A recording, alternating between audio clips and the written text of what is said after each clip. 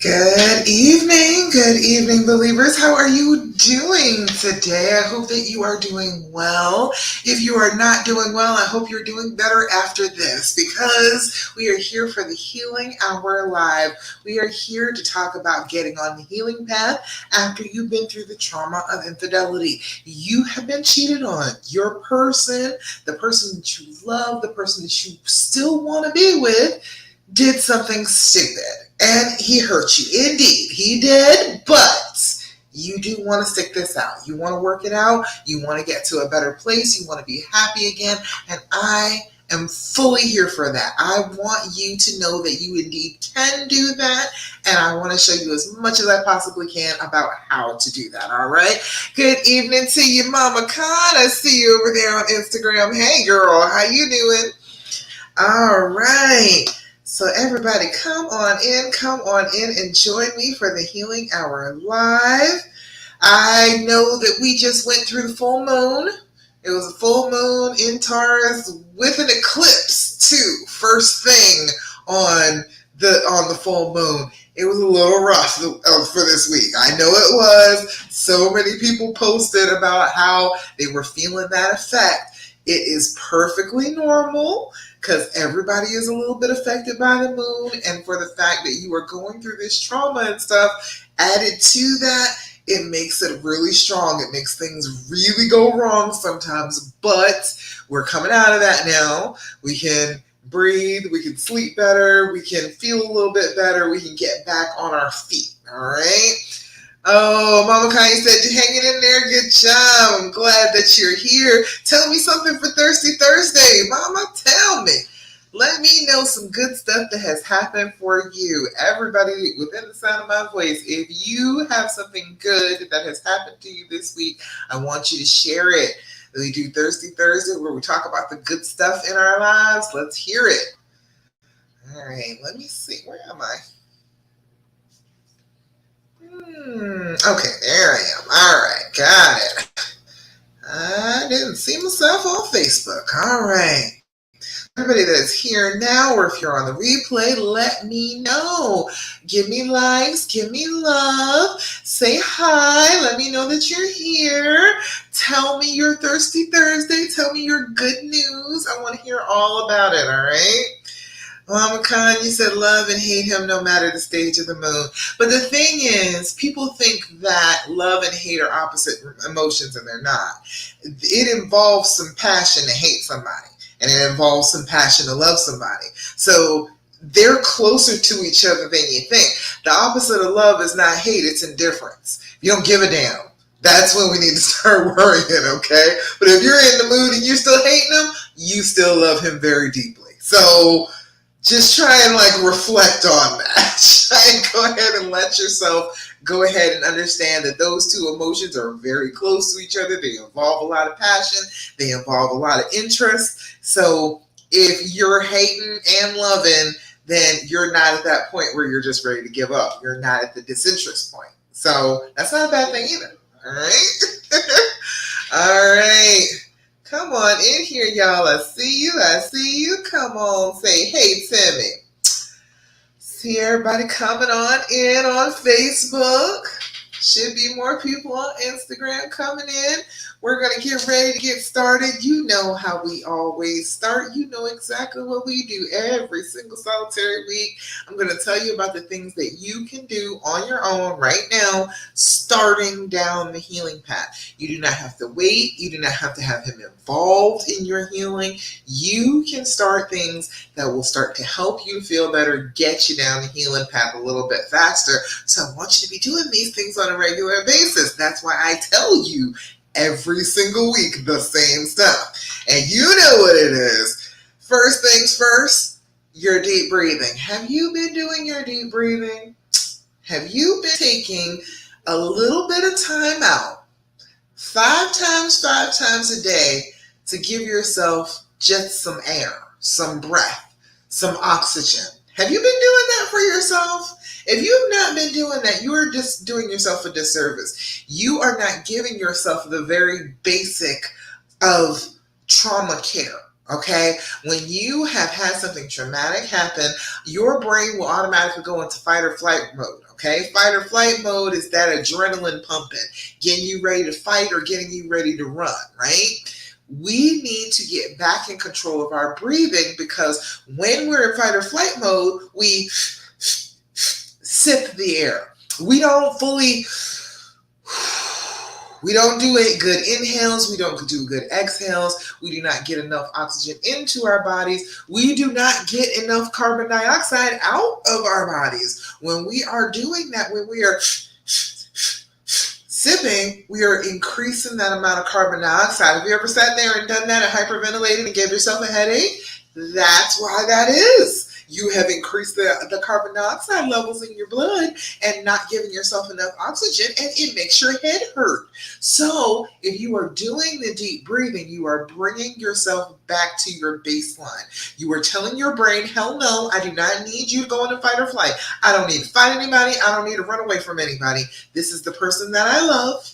I do want to be near them. I might be mad at them, but I don't need all that right now. I don't need to treat them like they're a threat to my existence. It hurts like they did it. It hurts like they are a threat to my existence, but they are not really, and I don't want to react to them like that. You do your deep breathing, you bring yourself back to the center. You bring yourself back to your baseline of being. You bring your blood pressure down. You bring your pulse back down. You get back in control of your physical body. We need that, okay? Trauma is not just mental. It is a physical thing. It affects your physical body. Somebody was asking a question. We're going to talk more in depth about that in just a little bit. But it affects your body mentally and physically. So you have to be working not only on the mental aspect, the emotional stuff, you have to be working on the physical part too. That's why I have you do your deep breathing. So, since you're here with me, come on and do the deep breathing with me. What we're going to do is a 4-7-8 breathing technique. You can do whatever breathing technique you please, but I do have a video on YouTube that is just me doing the 4-7-8 breathing technique. So if you need a video to go back to that on YouTube. It says start here and breathe. That's all you got to do. Run the video and do your deep breathing with me 5 times a day. All right. All right, but we're going to do 4-7-8. What you're going to do is blow out, get rid of some of that excess carbon dioxide. You're going to breathe in for a count of 4. You're going to hold that breath for a count of 7, and then you're going to blow out like you're blowing out a whole cake full of birthday candles for a count of 8. You want to blow the entire time.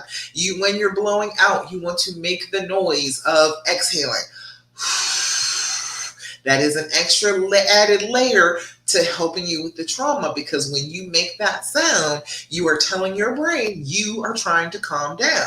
You are getting back in control of your body. You're getting back in control of your breathing. You want control back of the autopilot. You want to take it away from your brain and let yourself be in control. You need to be doing this on a regular basis for it to work, though. So we got to be consistent with it, all right? All right, you ready to do deep breathing with me? We're going to do 3 times just because of time, but we're going to do it together. Come on and join me, all right? Going to blow out. Inhale through your nose. 2, 3, 4. Hold it. 2, 3, 4, 5, 6, 7. Blow out. 2, 3, 4, 5, 6, 7, 8. Again, inhale, 2, 3, 4. Hold it, 2, 3, 4, 5, 6, 7. Blow out, 2, 3, 4, 5, 6, 7, 8. Last time, inhale, 2, 3, 4. Hold it, 2, 3, 4, 5, 6, 7. Blow out. 2, 3, 4, 5, 6, 7, and 8. Beautiful. How do you feel when you're doing your deep breathing? If you're here now with me, if you're on the replay, Let me know how you feel when you're doing your deep breathing. There should be some physical effects. There should be some effects on your physical body when you do your deep breathing. You are in control of your physical body. And being in control of that physical body, you're also in control of your mind. When you start to work on controlling the physical body, you're going to be able to control the mental aspect too. You're going to get better and better at it. This needs to be a habit. This needs to be something you do 5 times a day. Okay? Promise me you'll do that. All right? Next thing is, of course, you got to do your journaling. Have you been doing your journaling? Have you been sitting down with your journal for a few minutes every day and sorting your thoughts, putting them down, treating them like they're important? I know that you are having a lot of negative thoughts right now, but the thing is, your brain is not going to let go of them until you treat them like, okay, yes, I hear you, this is important. So if you write that stuff down, a lot of the time your brain will let up on the constant barrage of, you have to think this horrible thought. Okay, I have heard you, brain. I wrote that thought down that you are insistent upon that thought, and now I'm ready to let it go. I have put it down on paper so I can always come back to it. I can always say, hey, I can remember this thing that my brain told me. You can remember it anytime because it is in your journal. Right? And your brain will let go of a lot of stuff. Now, it doesn't matter what you want to write in. Look at that. We got Lilo and Stitch there for a journal. It doesn't matter what you write in, just as long as you are sitting down about twice a day. First thing in the morning when you first wake up, and at night before you go to bed. Those times are when your brain is the most elastic. Those times are the times where you can introduce new thoughts. You can sit down with your journal, and first thing in the morning, do your affirmations, do your plan for the day. Give yourself like a plan for what you're going to do if you're going to be triggered that day. And you will remember it better because you did it first thing in the morning when you first woke up. You thought about it. You wrote it down. You reinforced it. And then at night before you go to bed, it's so hard to get some sleep. This is part of a good sleep routine. Sitting down with your journal, going ahead and giving yourself about 5 minutes to write down your thoughts, sort out what happened during the day, where you had wins, where you had losses, putting all that stuff down. Now, when you're doing your journal, always remember you need to do your date, you need to do your time, you need to do your level of anxiety. Those 3 things are important so that you can keep track, so that this journal becomes a piece of scientific evidence. You have data in this journal that you can help yourself interpret what is going on with you, how badly your trauma is acting up that day versus last week versus next week. You'll be able to tell exactly where you are on a continuum by writing down the date, the time, and the level of anxiety. Date and time so that you can always remember. You can find patterns in your triggers. You can find patterns in the things that bother you by writing down things in your journal and the date and time. And then you can also be able to go back and see for how long period of time that you had good days and how long the actual bad days lasted. Sometimes you'll find out that it felt like the bad days were months and the bad days were like 4 days in a row. And for a month and a half before that, you were having great times. You will be able to see that. It will be evidence in your hand, and your brain can't argue with that evidence. If your brain is telling you every single day it's just been miserable and he's just been a god awful to you and he has never treated you the right way, and you go back to your journal and you write down, he's really been trying and things are going well, and this is the whole straight week I haven't been pissed at him, and you can go back and look at that in your own handwriting and you can show your brain, hey, that's not true. I said that he was doing the right things. I said that I was feeling pretty good about our progress. It is not all bad. It is not. That is not what's really happening.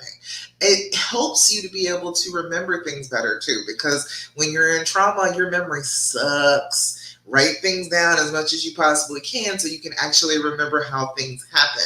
You will go back after you have been through this. You will go back in your journal, you will read some things, and you'll be like, damn, did that really happen? Because you have forgotten completely about it, number one.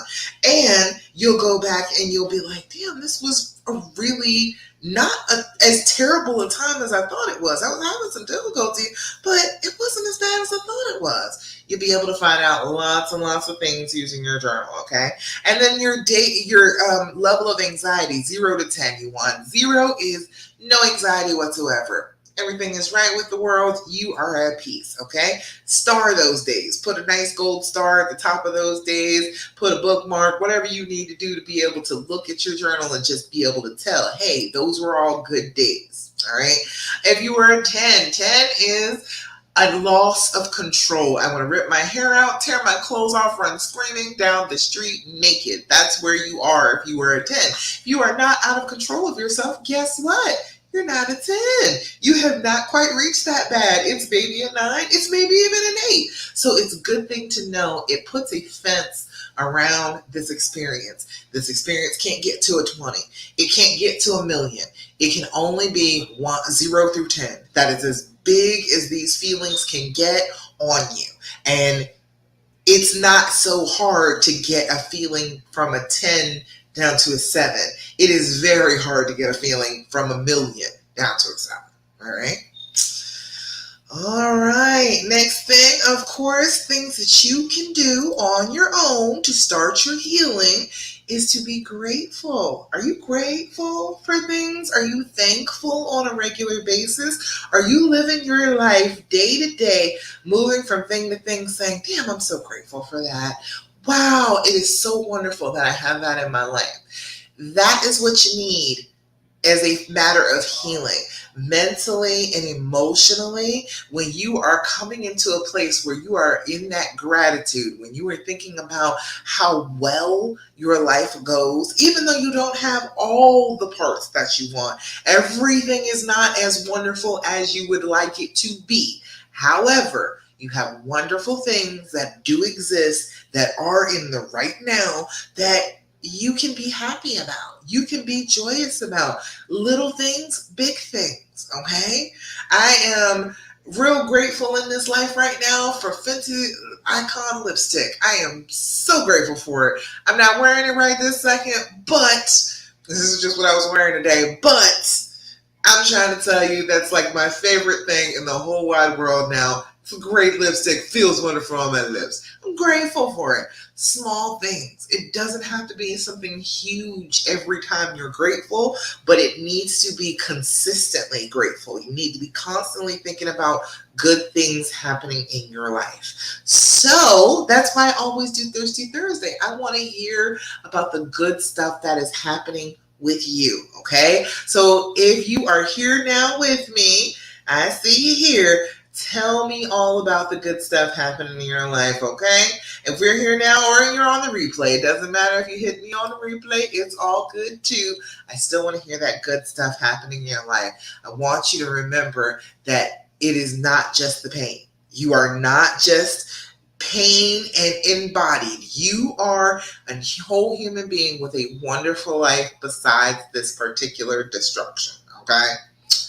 All right, let's see anybody. Oh, Caroline said, we have booked a little family holiday for Christmas. Ooh, I love it, Caroline. Said, this is instead of going to his work Christmas party. Yay! The OW works at a different site now, but would be going to the same Christmas party.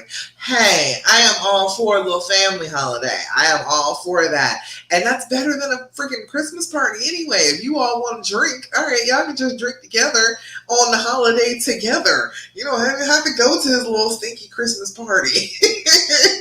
The job Christmas party is never any fun anyway. How you gonna let loose at his job's Christmas party? I am all for that, going out and having some fun together as a family for the holidays and enjoying yourself. So yay, good job. I'm glad, Caroline. Glad you're going to be enjoying that instead of the Christmas party, instead of worrying about where she is. All right?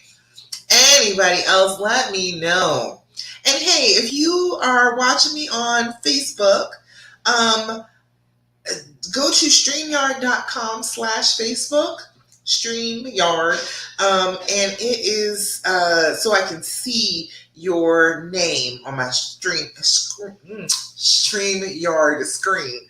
Let me be able to do that. All right. Last thing that I want to tell you about is the questions. This is one thing that you can do to start to make yourself feel better, but you're not going to like it. I want you to stop asking all those damn questions. I want you to stop asking all the questions about this trauma. You are not doing anything but re-traumatizing yourself. Your brain wants you to collect information. When you have been traumatized, that's what your brain does. That's what its job is. It wants you to collect all the information. It wants you to know everything so that you could somehow affect somebody else's behavior and keep them from doing such a thing again. Okay, that's a big old lie. All right, that is never going to happen. There is no amount of information that you can collect that will control somebody else's behavior. All right, I understand that your brain is screaming at you that is the only way to keep you safe. I get that that's what it's saying, but I'm telling you, it is a lie and it will mess you up. Okay, we do not need all those answers. All right, I know you think you want those answers. Your brain tells you you can't move on, you can't heal unless you have all of these answers, and they are devastating answers, but you can't heal unless you have them. That is a lie. You can heal just fine without them. You can heal just fine without traumatizing yourself with extra stuff that you don't want to know. And you don't want to know it. Your brain's just screaming at you that you should know it. All right? Instead of that, instead of asking all those questions, I suggest hitting this up, getting the and deck. That you can do any of the decks, really. It doesn't really matter, but I have a healing edition, and it is a much better game to play. All right? It is much better for your brain to ask these questions than to ask those questions about the affair.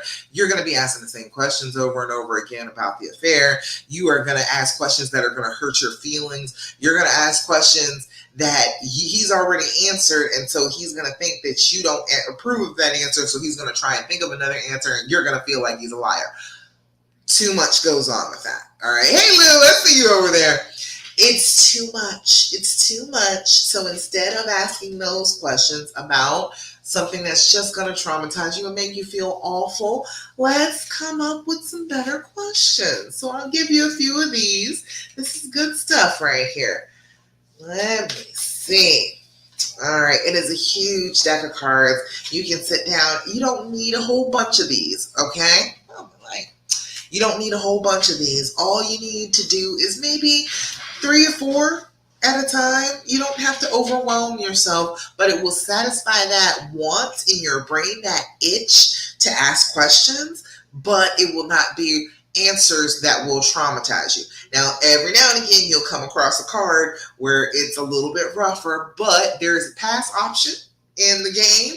You just hold each other's hands and look into each other's eyes for like 30 seconds and then say pass. So instead of connecting through the answer, you are connecting through actually looking at each other and focusing on each other. So either way, you're still getting that same connection, but you're not asking questions that are too sensitive. All right. So let me give you a few. Let's see. When do you think was the last time I healed something through you? It's an interesting question, right? When do you think was the last time I healed something through you? When do you think was the last time I healed something through you? That's a good question. That's a good one. That's a good one. All right. Oh. Hey there. Hey, Angela. Hi. Glad you're here. Amber. Hey, just the beginning. You know, the stuff we always do. Deep breathing, journaling, gratitude, and we're on the cards now. So you didn't miss too much. You didn't miss too much. Karen, hey. Oh, you're grateful for me? Thank you. You always come away from these feeling better, so thank you. Oh, I'm so glad. I'm glad that you do. That's why I do this. I want you all to know that it's absolutely possible.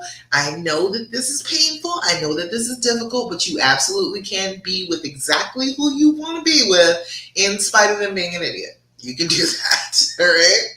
All right, that's the next question here. What do you respect most about me? Ooh, that's a good one, right?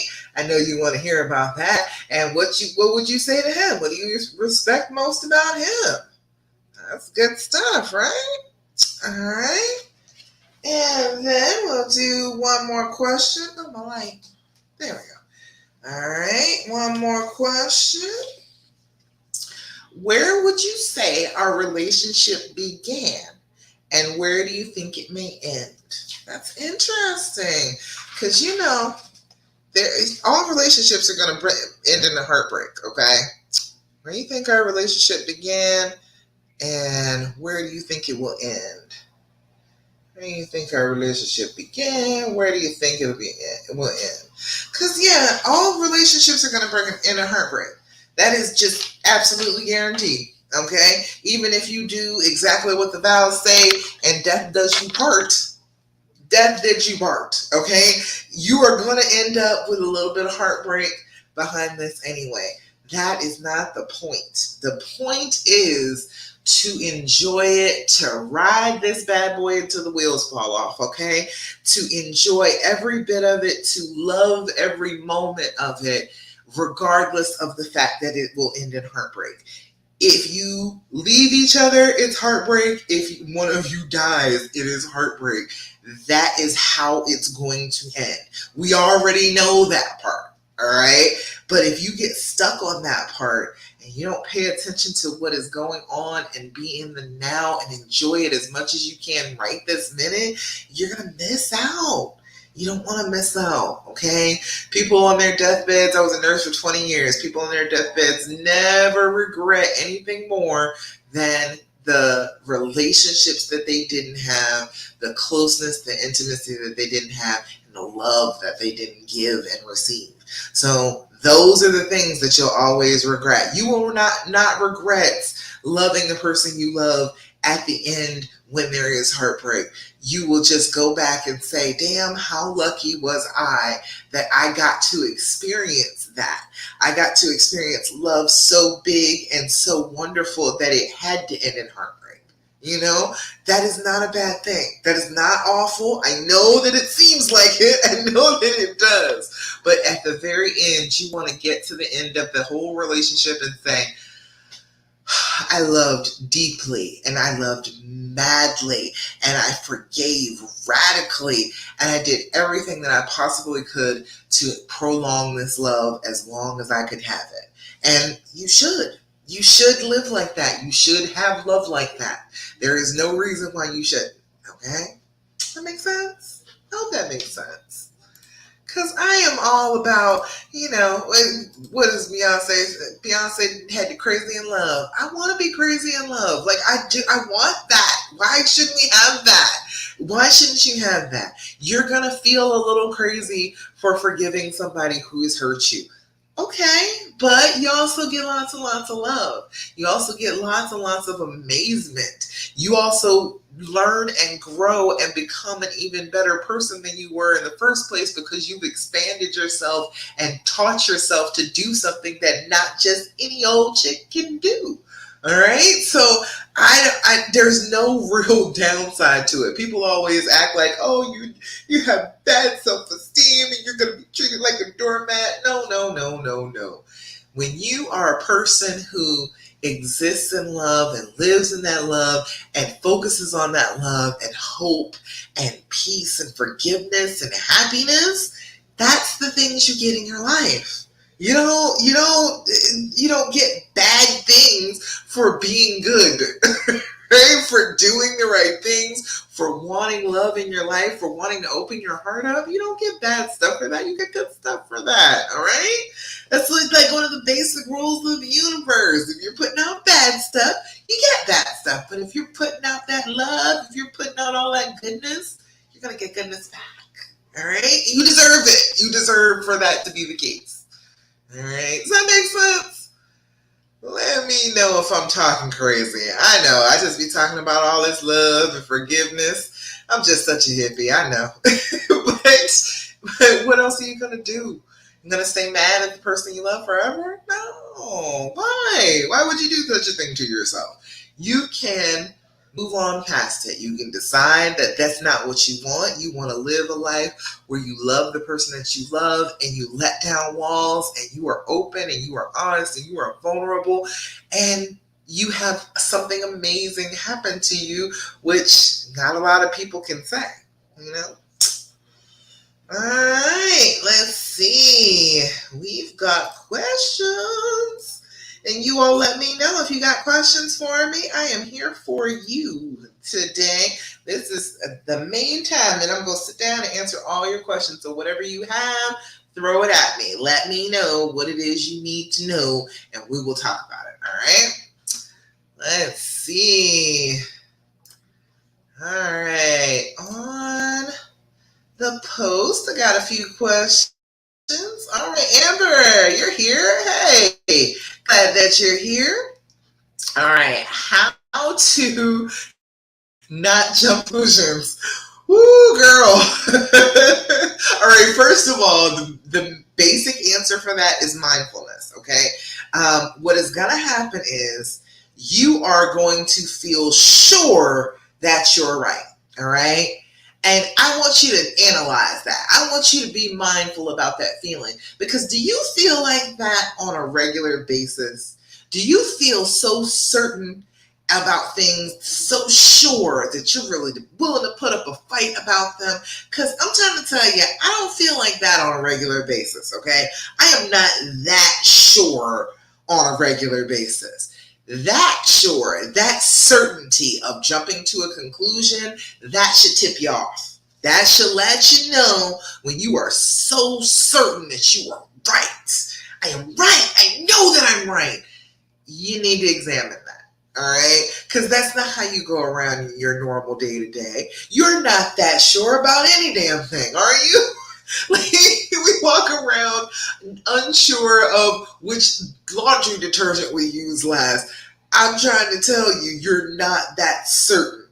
If you are that certain, you are probably jumping to a big conclusion. All right? Does that make sense?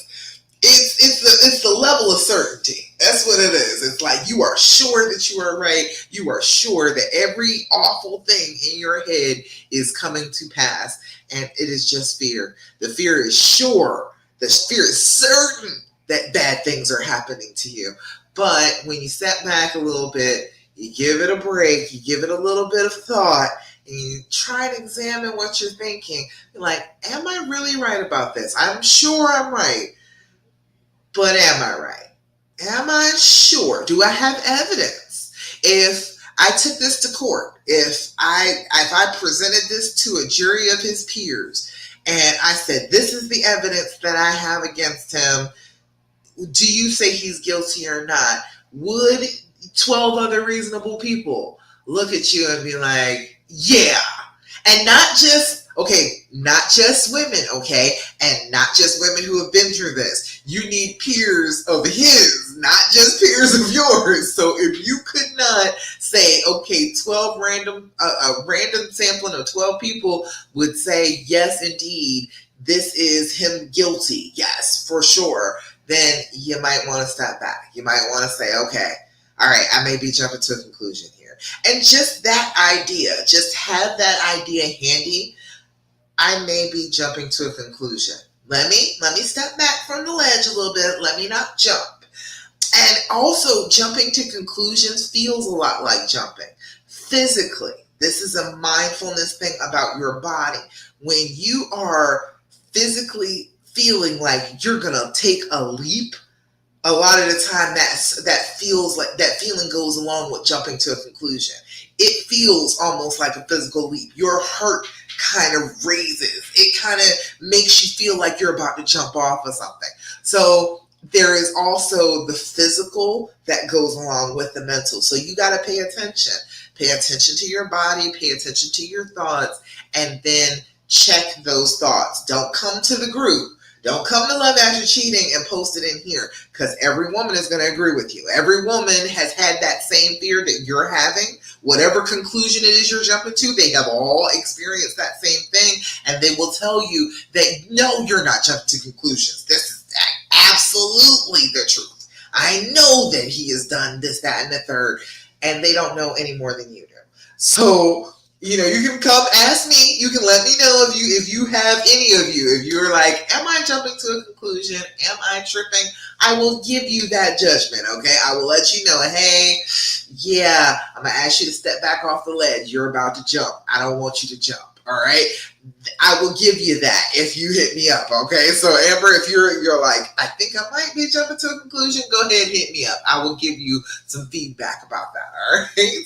But yeah, it is being mindful of your mind and your body as you're going about your day. When you are all certain that you are absolutely correct, question that. And think about that, because I think that you are absolutely correct in your decision to stick this out, right? I think that you are completely in the right from my perspective, because I have the perspective of, I know it can work out.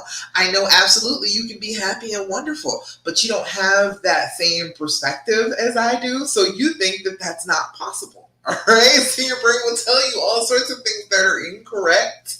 It will tell you things like, no, this can't possibly work. And oh, he must be doing something terrible.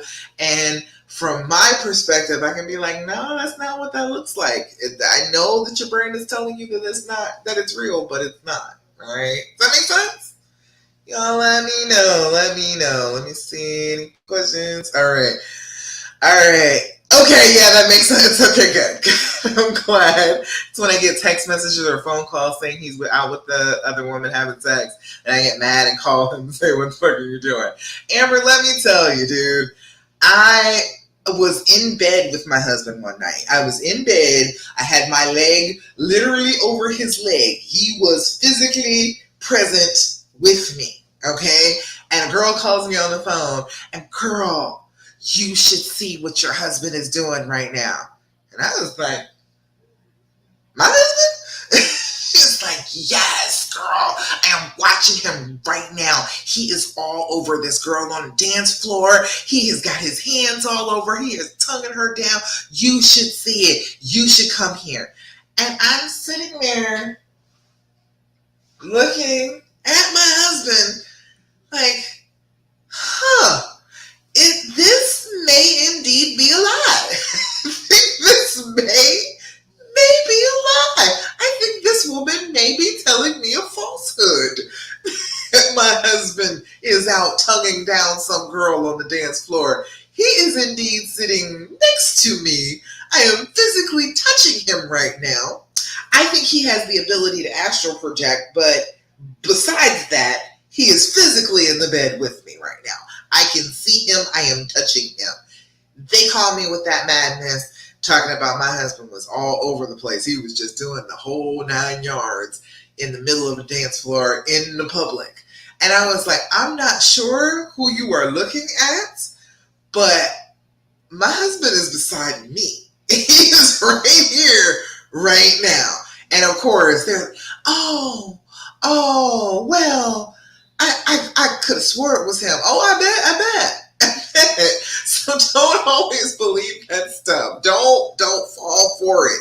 That other woman, she is trying to mess with you. She's like, oh no, he's here with me.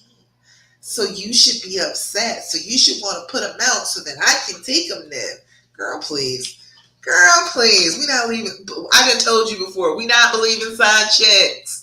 We not doing that. Don't believe him. And don't believe just random messages and random calls that you get, because they can have friends call you and do all of that, just like this woman did with me, and they're not doing a single solitary thing wrong. So don't be believing all that. Don't be believing random messages and whatnot. People who calling you trying to be messy like that, you don't need to listen to them anyway. All right. Angela, you said I vowed to love him unconditionally. I have blood relatives that have hurt me over and over, but eventually I forgive them. So why wouldn't I forgive him? I know, right? He's putting in more effort and showing me more love than those relatives did. Girl, ooh, you just said a word now. That's what I'm saying. I done seen real live family members do worse than he did to me. Yeah, if I'm gonna forgive y'all, I'm gonna forgive him for sure. I got to pick him and made the vows to him. I couldn't pick the blood relative. Girl, Yes, you are speaking on it tonight. Yes, you are. You are speaking right on that. Because this is the person that I chose. This is the person that I got to choose, and that's a big deal in and of itself. That you got to choose. Marriage didn't even used to be like that. All right, it used to be your parents told you who you were going to marry because that was the best thing for the family, and you had to just suck it up. So if you get the opportunity to pick your person, and they are your person, don't let anything come between you. Don't let anything run you away from them besides like the worst of the worst. Like my husband can't be a pedophile because I got issues with that. And that's pretty much it because he's been a drug addict. He's done that. So we've done that. We've done jail. We've done everything. So like that is my limit. That was my hard limit. If that had ever come up that he was around me molesting kids, I'd probably kill myself. But that's not who he is. This is the person that I love. He has flaws, yeah, sure. But I got to choose him and I got to know that I loved him before I chose him. I was like, I think this is the one. I'm pretty sure he's the one. And the more time I spent with him, the more sure I was. So I feel like, you get to choose that one person that you have in your life that you love for the rest of your life. And yes, they're going to do stupid stuff. Your blood relatives are going to do stupid stuff. So why wouldn't the person who's not even physically related to you not do stupid stuff? You just got to be realistic about the whole situation. All right, let's see what other questions we got. All right, Ashley, yes, we're going to talk about this. How to manage my body's response to trauma, right? I can identify the physical symptoms, but as I process it, it intensifies the emotional side of things and quickly puts me on a negative trajectory. For example, reading a harmless educational article about sex led to an intrusive thoughts about the husband and the affair person. Acknowledge that I struggled believing that our intimacy was genuine. So we see how it jumps, and then the fears of not being enough, my insecurities implode, and I'm left just feeling ashamed. Girl, all of that. Yeah, that's exactly what happens. The physical thing, you have to start with that. And the thing is, when you have been traumatized, right, your brain has this loop that it is playing out. The fear, the pain, the trauma response, it's all on a loop. It is burnt into your brain. It is fast. It is flash pressed into your brain when the trauma happens. Okay. And what we have to do is work on lifting that imprint out of our brains, starting to work with it, starting to pull it back out. Your body is the first sense of trauma that you're going to have. Everything that's going on in your body will tell you about your trauma. So, all of that, all of the things that can happen, feeling pounding in your head, hearing blood rushing in your ears, your vision narrowing, your throat going dry, your mouth being dry, not being able to swallow, not being able to eat, your palms and your hands getting sweaty and then shaking, your heart pounding out of your chest, your lungs hurting, your digestion slowing down. It feels like there's a rock in the pit of your stomach. Your muscles clenching, your feet getting sweaty, all of your muscles getting all tight and shaky.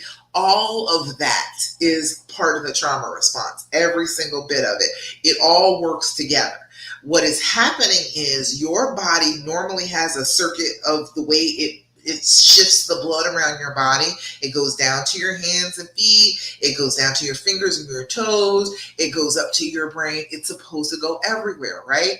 When you are in a fight or flight state, your body takes that blood flow and tries to put it in the places that you need it for that fight or flight response. So instead of going completely around your body the way it's supposed to, it pulls in your arms, in these large muscle groups in your arms so that you can fight, or it pulls in your large muscle groups in your legs so you can run. Now, that means you've got all this blood being shifted around suddenly. That's why your heart is pounding. That is why your heart feels like it's going to come out of your chest, because that's a large volume of blood to put in a different place than it was a few minutes ago.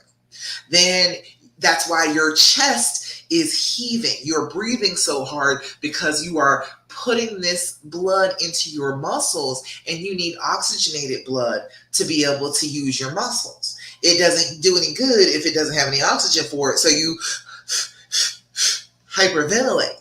That's why you don't ever let it out, is because you're hyperventilating, trying to get extra oxygen into your bloodstream so that it can go to your arms and your legs and provide you with enough energy to be able to fight or be able to run. All right. All of that stuff, it's all connected. Every single solitary bit of it, down to your feet getting sweaty. It's so that you have better grip if you needed to run. Every single part of it, your nausea, because your blood flow is not in the center of your body now. It's not going to your digestion. We got that blood flow going to your arms and your legs. We don't need your digestion to work. Leave that alone for right now. That's why it feels so bad. And that's why you're feeling bad, is because you're not getting the blood flow to the right places, and you have less oxygen going to those places too. All of that is the physical stuff that goes along with this. So the main thing is controlling your breathing. That is the main thing. That is the switch that takes your body from being in autopilot, I'm in fight or flight mode, I'm just ready to fight or run, to I am regulating my emotions, I am calming myself down. That's the switch. So you have to be able to do the breathing. That's why I'm always on y'all to do your deep breathing. If the more you do that, if you're doing that on a regular basis, you are taking anxiety that started off here because you were traumatized, and you are slowly bringing it down every day, working on it, pushing it down 5 times a day, bringing that breathing into effect, calming yourself, getting that anxiety down to a level where you can reach it. All right. We need to get it down here instead of way up here in the stratosphere. So we bring it down with the deep breathing, constantly working on that, paying attention to your body, filling up your lungs with oxygen. When you're doing your deep breathing, you are stopping your body from hyperventilating, and you are changing it over so that your body and your brain are getting as much oxygenated blood as they need. So you are fully exhaling and making some space in your lungs for fresh oxygen to be used in your bloodstream to go all the places that it needs to go. When you are doing the deep breathing, you just stay in the deep breathing. Focus on your breath into your body, being held by your body, blowing out of your body. That's how you're going to start managing your body's trauma response. You are here now. You are in this moment. You are taking care of yourself. You are breathing in deeply. You are exhaling fully. That is all you are doing. That is all your focus needs to be. That is the same thing that happens when you meditate. When you are meditating, you are focusing on the breath, because you're not supposed to be focusing on the thoughts. You're not supposed to be narrowing in on a thought and examining it and holding on to it too tight. When you are meditating, you focus on your breathing, and then a thought occurs, and you realize that the thought is occurring, and you turn your attention back to your breath. That is how you do it. That's the main thing. I promise you, if you are doing that on a regular basis, I did this for my anxiety before I ever had my husband. I had really bad anxiety before then. I learned to do my deep breathing techniques. I learned to do them on a regular basis consistently, and it helped tremendously. It got that physical feeling off of me, so then I'm not being triggered by the physical feeling into feeling bad mentally. Okay? Once I found out that the deep breathing worked, I tried it with everybody. I was working. If I had people who were in pain physically, I had them do it. If I had people who were having trouble mentally and emotionally, I had them do it. It works. It just is one of those things that works. It works to calm you and to center you and to make you feel better. So do your deep breathing and just pay attention to that part of your body. Focusing on that instead of how badly your body is feeling will help you not get triggered by that and help you stay in the moment. Hey there, I see you over there, Felicia. How you doing, girl? Glad you're here.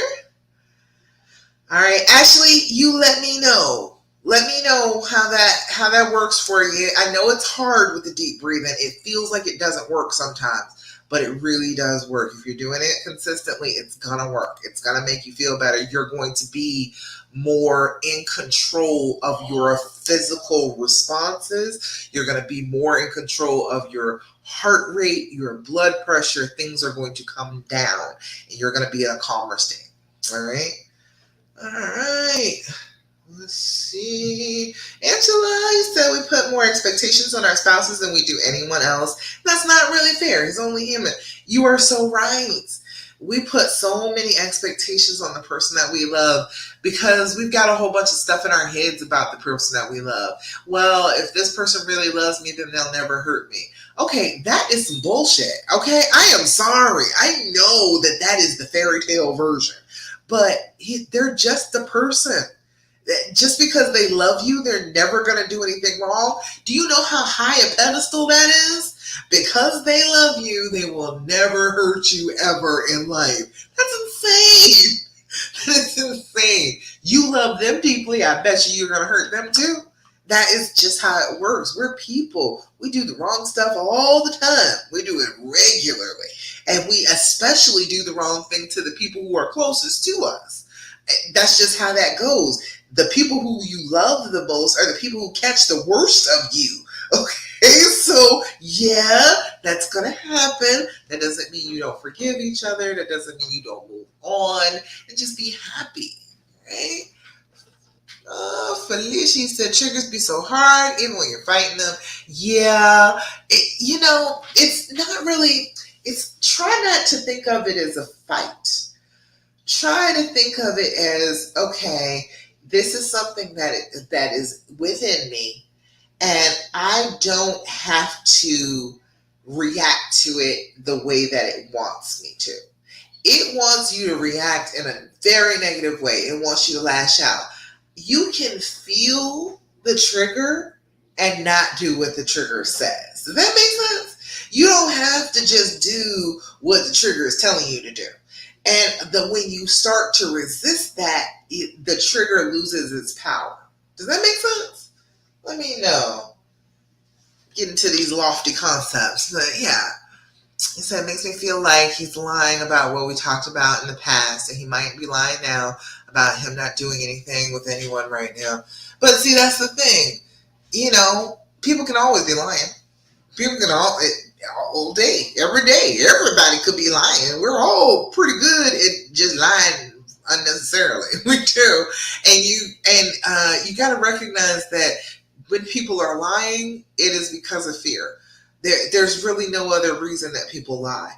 People lie out of fear of hurting somebody else or themselves being hurt. That's what it is. Like, most of the time, we're not lying unless you're like a psychopath. You could be a psycho, and you could just want to go ahead and lie to people because you are amused by it.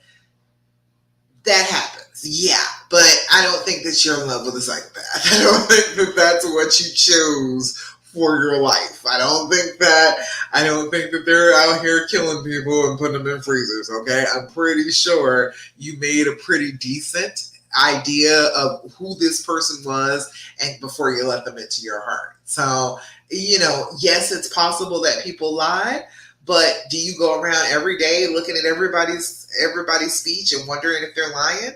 No, why would you do such a thing? It's exhausting. It's too much for you to have to do.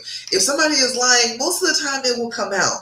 And honestly, most people's lies don't really even have anything to do with you. They will lie about something that they feel is important to them, but probably isn't going to be anything to you. So, I let people lie. I talk to people all the time. I talk to people day in, day out. People lie all the time. That is not a thing at all to worry about. It is just part of the human condition. We lie all the time. Angela said, oh yeah, sometimes when people will lie when the truth sounds better. I'm trying to tell you, man, people will lie. People just do that. Even though the truth probably would have been better to tell in the first place, people will still lie. And then it's all about your perception too. Because what you think may not necessarily be the same thing that somebody else thinks. And so when you line those two things up, it looks like a lie, but it's just a difference in the way that you perceive something. So, you got to think about it that way. I used to teach a class in a psychiatric facility, and in the class, we would talk about how your perception is reality.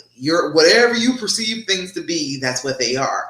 And I would talk about the Mandela effect. I don't know if you all know about that, but that's the effect of there's a certain percentage of people who believe that Nelson Mandela died in prison. I do not remember it that particular way, but there are other Mandela effects that I do remember a different way. And that is the thing. People will remember it one way. There are people who said that they got out of school and they had a whole memorial and things were on TV and everything when they were kids when Nelson Mandela died in prison, like in the 80s. And then there are people who are like, no, he got out of prison. He was home and he didn't die until well after that. People are certain of it both ways. Right? People are just sure that it is true both ways. And in our particular timeline right now, it is the fact that he did get out of prison. That did not happen. He did not die in prison. But there are a lot of people who remember that he did. Their brains tell them, and their stories line up, which is strange. But we talked about that in the psychiatric facility that I worked in, and also there was pictures where, have you ever seen the pictures where there's something hidden in the picture, like it will look like an animal or something, and if you turn it a certain way, all of a sudden you realize that it's a woman contorted and painted to look like this particular animal. It's just a matter of your perception. When you change the way you look at the picture, you see something different. And that's just how a lot of people are. That's where a lot of what people consider to be lies come in, is I had a perception that was different from your perception, and I told you my perception, and your perception clashed. So even the whole lying thing, a lot of the time that doesn't mean anything. It doesn't really mean what we think that it means, that this person is going to be so terrible to us and they're trying to mislead us and they're trying to hurt us. Sometimes it doesn't even mean that. Sometimes it's just the fact that their brain thinks of it in a different way than our brain does. Ooh, okay, one more question here. And if you got any more, let me know. Let me know. All right, Caroline said, how do I make things that really should not trigger me stop triggering me? I know, girl. It's an example. I get triggered almost every time he goes to the gym. He did not cheat at the gym. I do want him to be able to go. So why does it hurt me when he goes? The reason it hurts you when he goes is because it is one of those situations where you can't see him.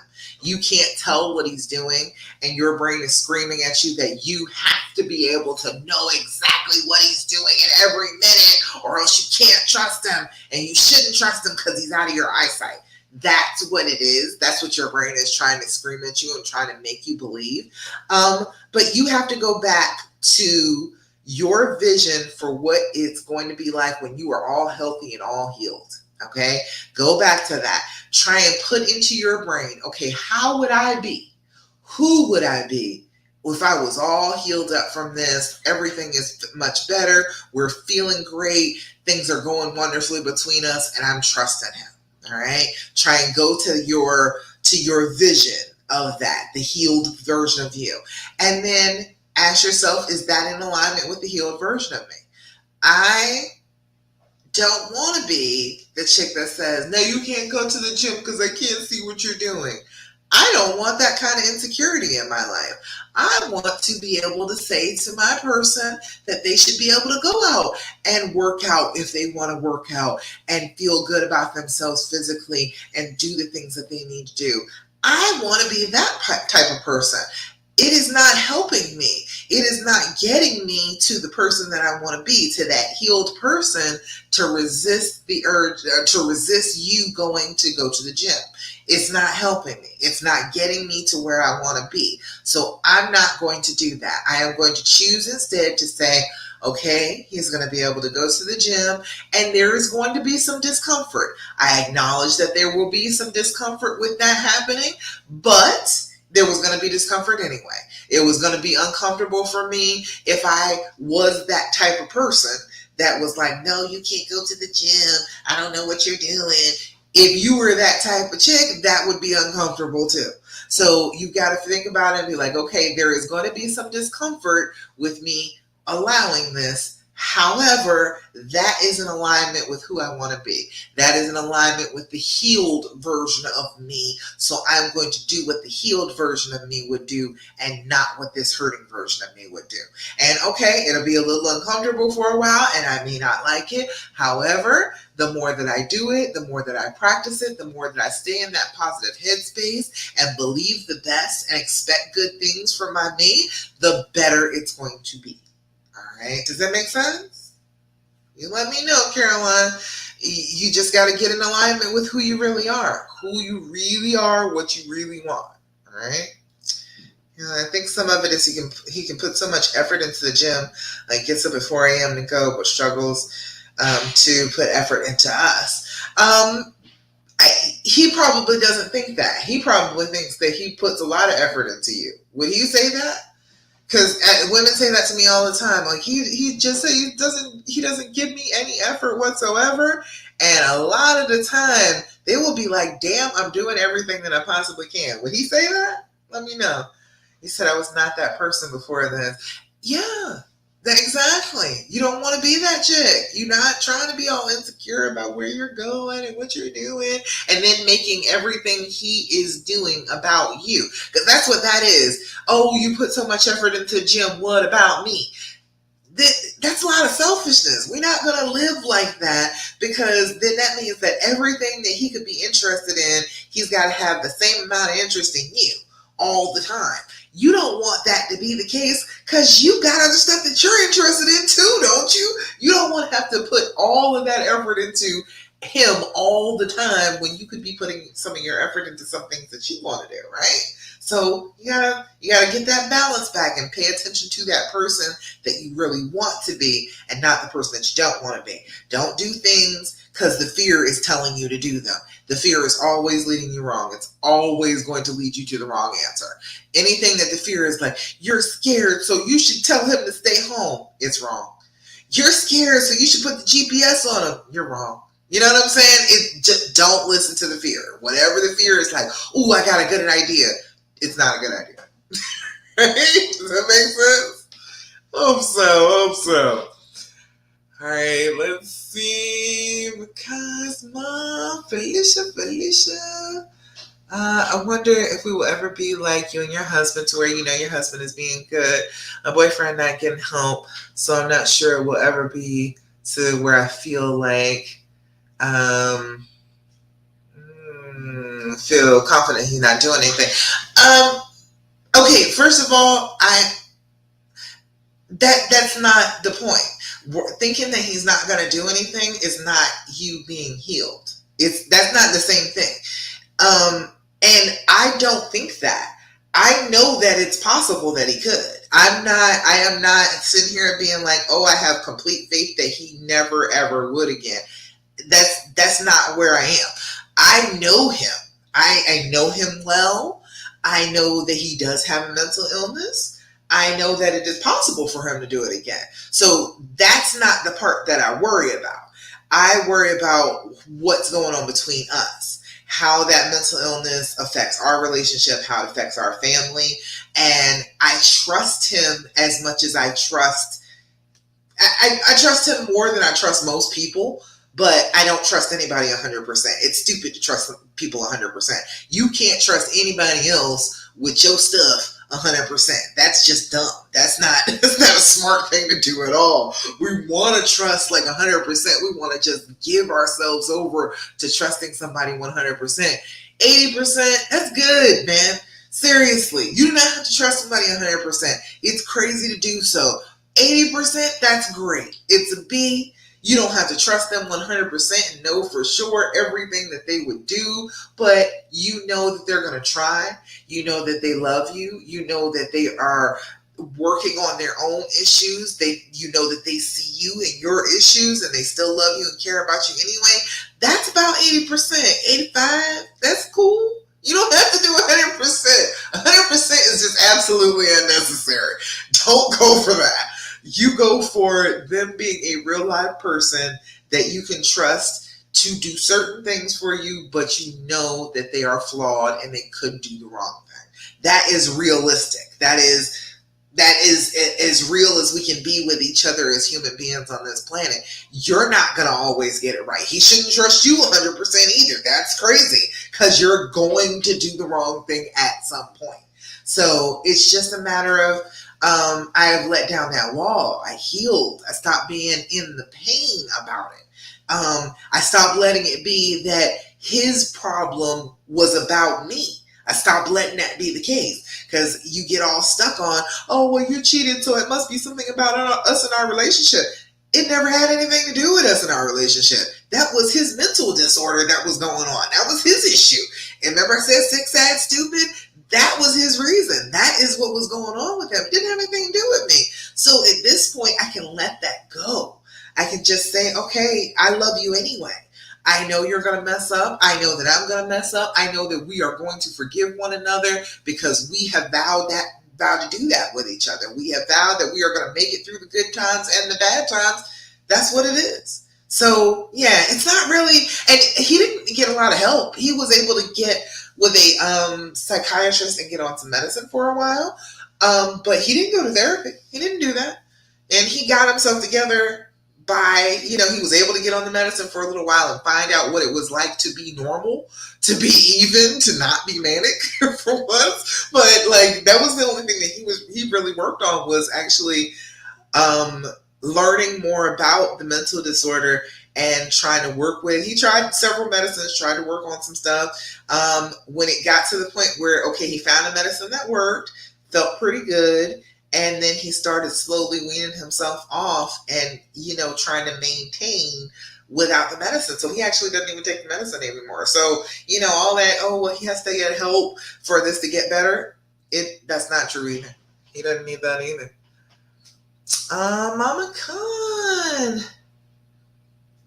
Oh, wait, there we go.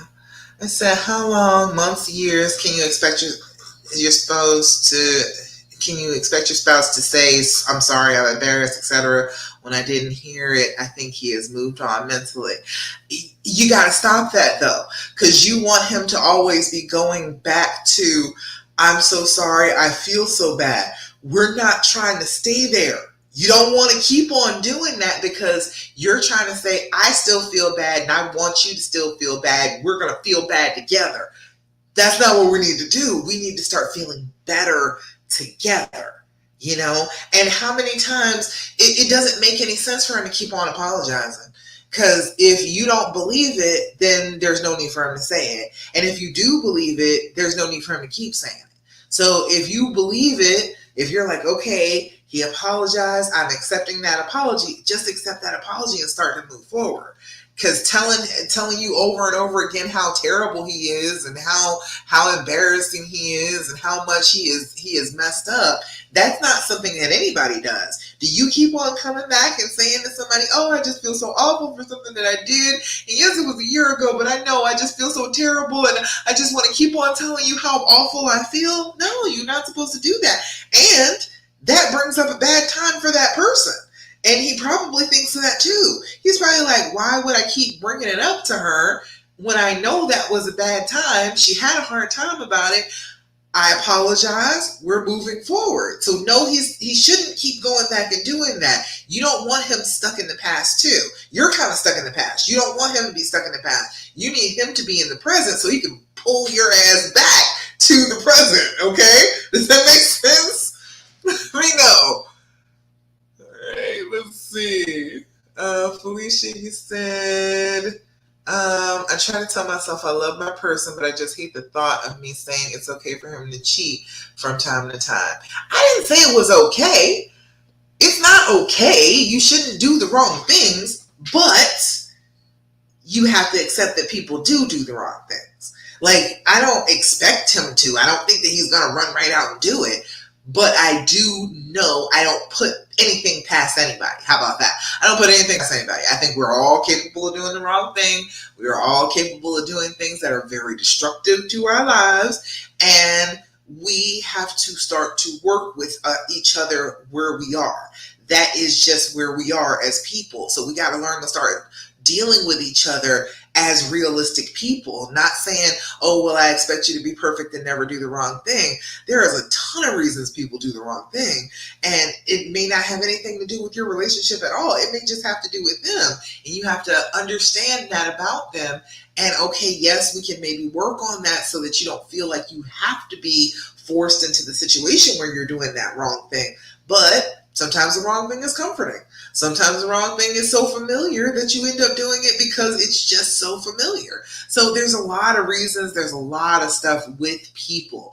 The whole thing I think I want you to do is be understanding of people. Know that this person that you love has issues.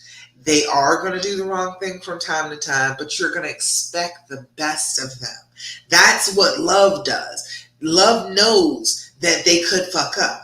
But love also expects that they're going to do the right thing. Love also expects that if you are forgiving them, they are going to appreciate it. Love expects that if they see that you are trying to forgive and trying to move on, that they're going to try and do that with you.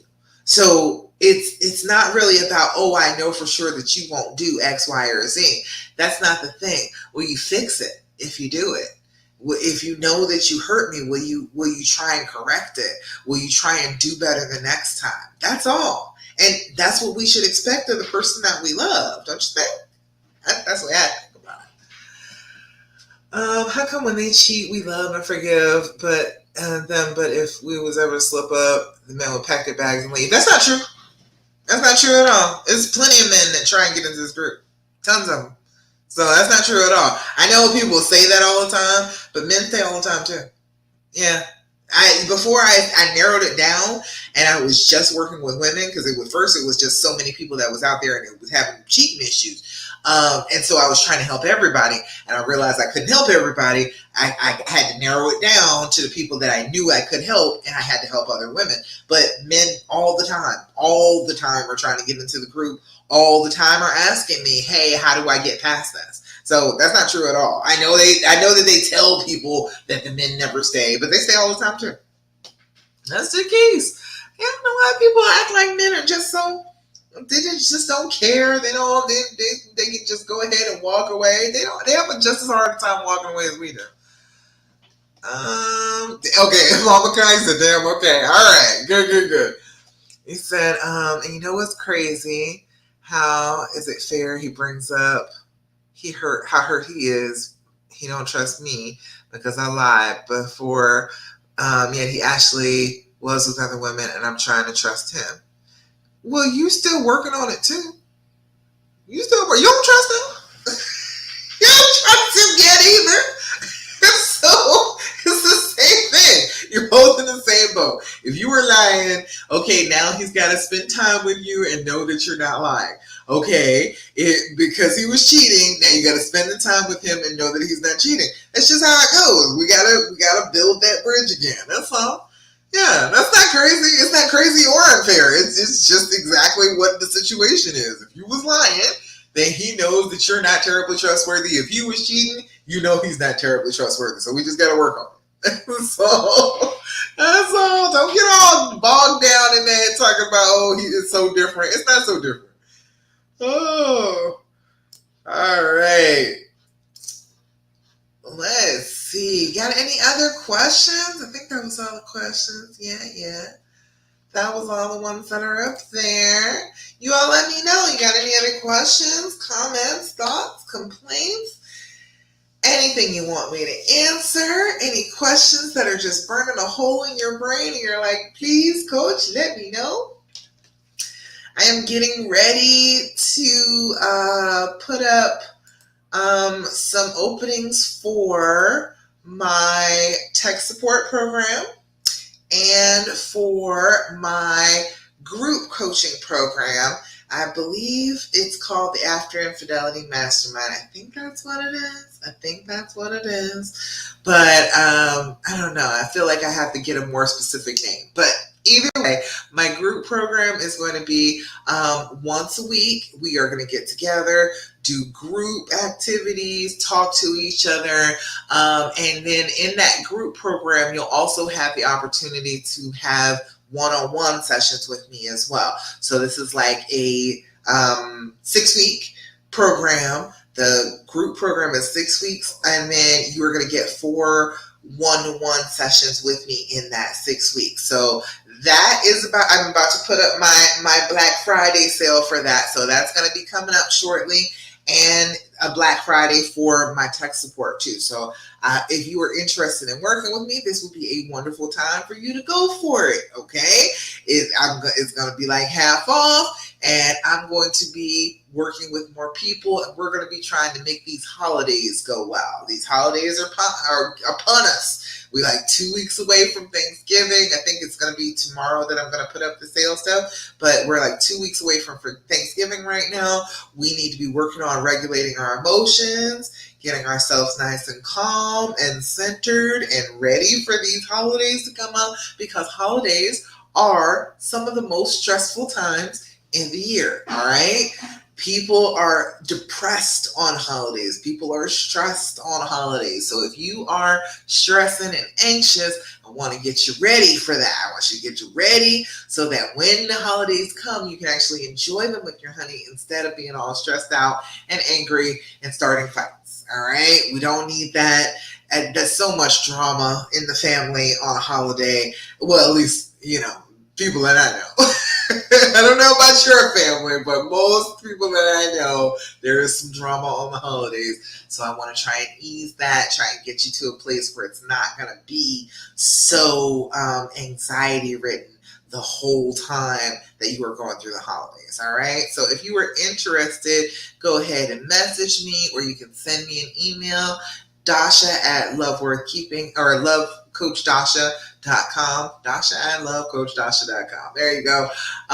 Or message me on Facebook or Instagram or TikTok or wherever you find me. All right, just go ahead and message me and tell me you're interested in getting into one of my programs. But I'm going to be posting them in my Instagram, in Linktree, and on the Facebook group as well. All right. All righty. I think that's about it. Is that about it? Got any other questions, comments, thoughts, complaints? All right. Well, we're going to go ahead and end it up like we normally do. Going to do a little affirmation here. Remember, everything that you tell yourself is an affirmation, whether it is a good thing or a bad thing. You are affirming things to yourself. Hey, Ebony, you back from your date?